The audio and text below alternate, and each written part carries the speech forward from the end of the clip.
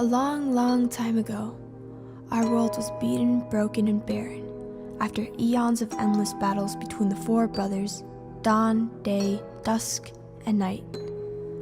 With these unending conflicts never yielding a victor, finally the deities decided to negotiate peace. An agreement was struck where in turns one would rule over the entire mortal lands for a period of time, while the others would lay dormant. The lands prospered like never before, free from the destruction of war, celebrating the fortune of peace. But unfortunately, the slightest deviation from their normal waking order would crumble their whole delicate system. The world was held together with gentle transitions. Dawn returned light back into the world after night had covered it with darkness. Day released the script to pass control to dusk. Yet, even in harmony, protection was desired. Discreetly, one of the four brothers kept hidden a mighty remnant from the war, prepared to call upon his ancient weapon to manage and defend his domain. This is the awakening of Dawn's champion, Aaru.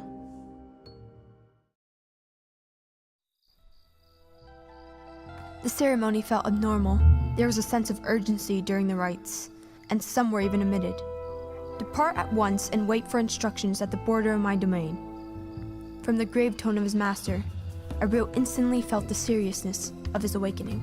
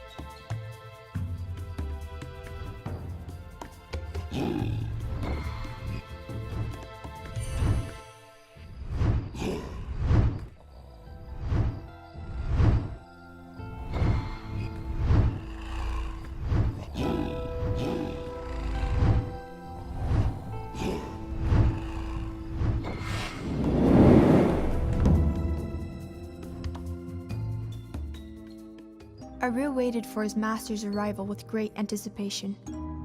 Surprisingly, Dawn appeared in his full form. His presence was captivating. Dawn addressed his faithful servant.